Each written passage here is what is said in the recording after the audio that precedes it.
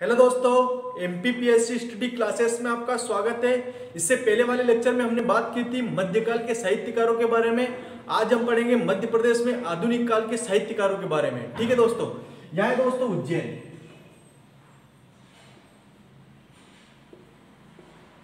उज्जैन के साहित्यकारों की हम बात करें तो उज्जैन के 3 साहित्यकार हैं। ठीक है दोस्तों, 3 साहित्यकारों में सबसे पहले नंबर आता है किनका? शरद जोशी जी का। ठीक है दोस्तों, शरद जोशी।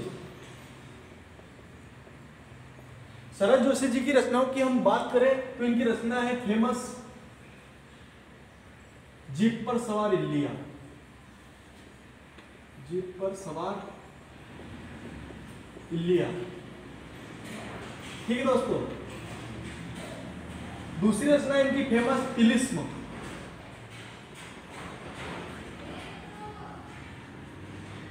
ठीक है, तीसरी रचना है इनकी दूसरी सतह।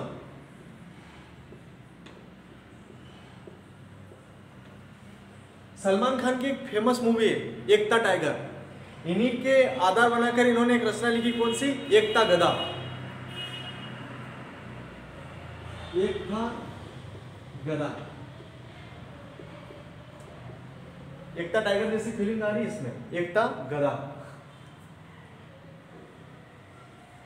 ठीक है, शरद जोशी जी के बाद में दूसरे साहित्यकार का नंबर आता है जिनका नाम है नंद दुलारे वाजपेयी।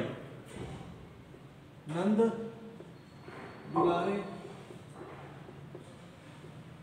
वाजपेयी। वाजपेयी जी की रचनाओं की हम बात करें तो इनकी रचना है हिंदी साहित्य।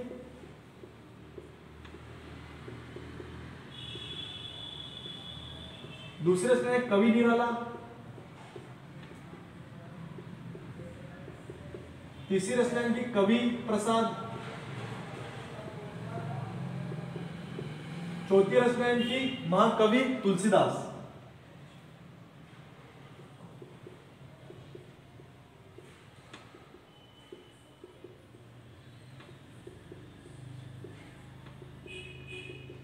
नंद दुलारे वाजपेयी जी की सबसे फेमस रचना है कौन सी? महाकवि तुलसीदास।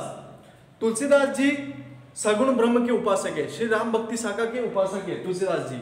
आप मुझे कमेंट में लिख के बताइए, केवल 2 रचनाएं बताइए तुलसीदास जी की। ठीक है दोस्तों, कमेंट में। इनके बाद नंबर आता है शिव मंगल सिंह सुमन। तीसरे साहित्यकार का नाम है शिव मंगल सुमन। सुमन जी की रचनाओं की हम बात करें तो इनकी रचना है इनकी रचना है जीवन के गान।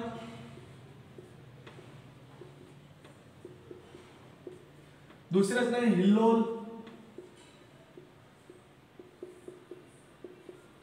तीसरी रचना है इनकी प्रलय सृजन। चौथी रचना इनकी रणबेरी।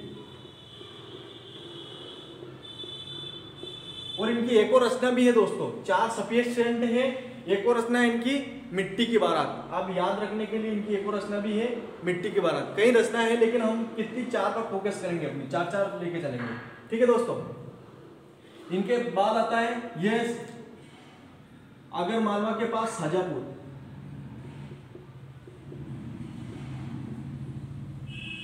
इससे अलग होकर क्या बना?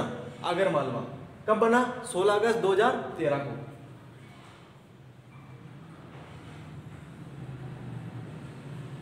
शाजापुर के साहित्यकार की बात की जाए तो शाजापुर के साहित्यकार का नाम है बालकृष्ण शर्मा नवीन। बालकृष्ण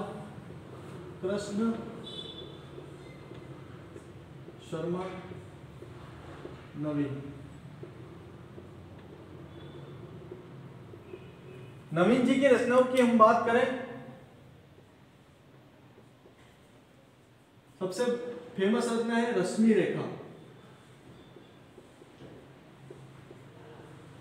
दूसरी रचना इनकी क्वासी। तीसरी रचना इनकी उर्मिला।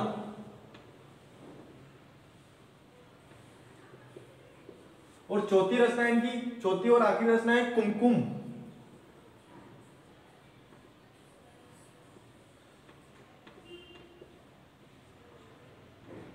एक फेमस सीरियल है कुमकुम भाग्य। इस तरह से भी आप याद रख सकते हो कि कौन सी बालकृष्ण शर्मा जी की कौन सी रचना है, कुमकुम।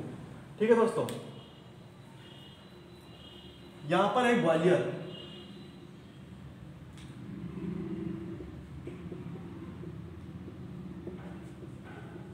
संगीतकारों की भूमि ग्वालियर। ग्वालियर के जो साहित्यकार है उनसे आप सब परिचित होंगे, जिनका नाम है अटल बिहारी वाजपेयी जी।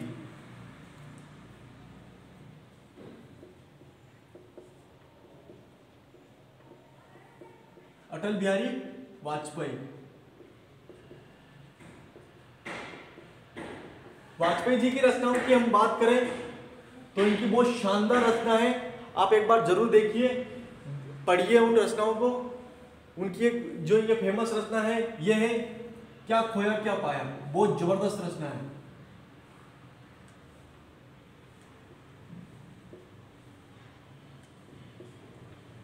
क्या खोया क्या पाया। दूसरी रचना इनकी हार नहीं मानूंगा।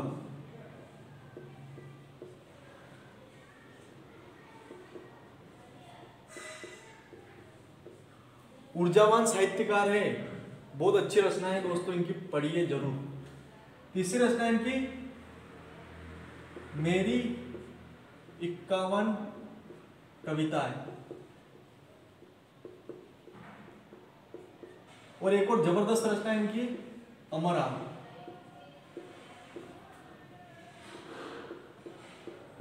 एक और रचना भी है इनकी केदी कविराज की कुंडलियां। ठीक है दोस्तों, याद रखने के लिए आप वो भी याद रख सकते हो।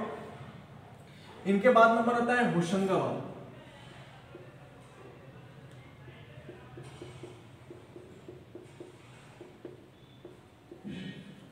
होशंगाबाद में साहित्यकार की हम बात करें, होशंगाबाद के साहित्यकार हैं भवानी प्रसाद मिश्र।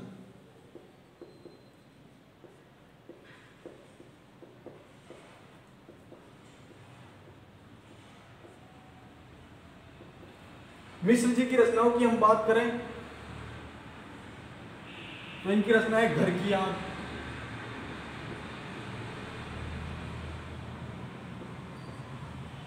गीत फरोश,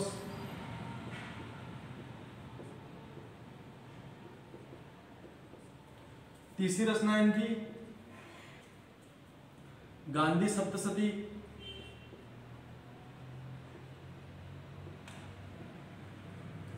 चौथी और आखिरी रचना इनकी चकित है दुख।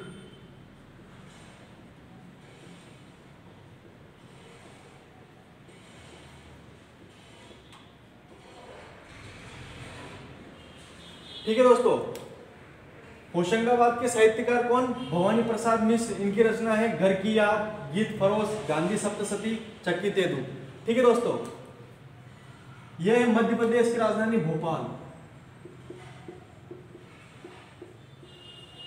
भोपाल,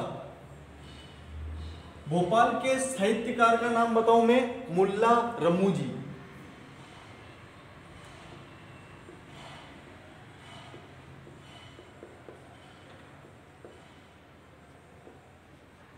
दोस्तों मुल्ला रमूजी गुलाबी उर्दू के जनक हैं। गुलाबी उर्दू के जनक। ठीक है दोस्तों, इनकी रचनाओं की हम बात करें तो इनकी रचना है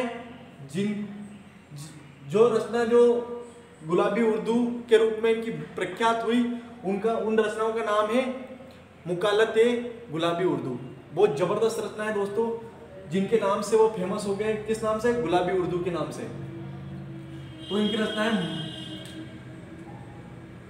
मुकालत ए गुलाबी उर्दू। दूसरी रचना है इनकी शादी। तीसरी रचना है इनकी औरत जात।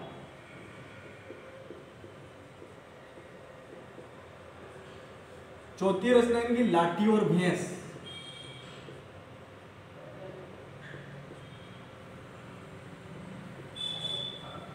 शीर्षक तो बहुत शानदार है, लाठी और भैंस। लाठी और भैंस के बाद में जिंदगी। देखो दोस्तों कितनी आसान हो जाती है चीजें जब आप मैपिंग की सहायता से किसी चीज को याद रख पाते हो। कौन सा डिस्ट्रिक्ट कहाँ है, वह लोकेशन कहाँ है, सब कुछ आपको व्यवस्थित याद रहता है। देखो शाजापुर के कहाँ है, बात शाजापुर यहाँ है तो उनके साहित्यकार का नाम आ गया। उज्जैन के साहित्यकार है तो उनके साहित्यकारों का नाम आ गया। उज्जैन भोपाल है तो भोपाल के साहित्यकारों का नाम आ गया। होशंगाबाद के साहित्यकार का नाम आ गया। ग्वालियर के साहित्यकार का नाम आ गया। तो इस तरह आप मैपिंग की सहायता से चीज़ों को याद करिए, ठीक है। डेडिकेशन बढ़ेगा, उसके अलावा आपका फोकस रहेगा कि हाँ यार ये सर ने आपको बताया था कि ये शाजापुर में ये साहित्यकार थे, ठीक है दोस्तों। इस तरह आज हमने अपने सब पार्ट्स कंप्लीट कर लिए, तीनों पार्ट्स हो गए आज। जैसे कि मैंने साहित्यकारों को 3 भागों में आपको पढ़ाया था, प्राचीन काल के साहित्यकार, मध्यकाल के साहित्यकार, आधुनिक काल के साहित्यकार, जो आज हमने कंप्लीट कर लिया, ठीक है दोस्तों। वीडियो अच्छा लगा हो तो दोस्तों तो वीडियो को प्लीज़ लाइक कीजिए, सब्सक्राइब कीजिए हमारी YouTube channel MPPSC study classes पर। और ऐसे ही रोचक वीडियो के लिए ज़रूर आप सपोर्ट कीजिए दिल से, ठीक है दोस्तों।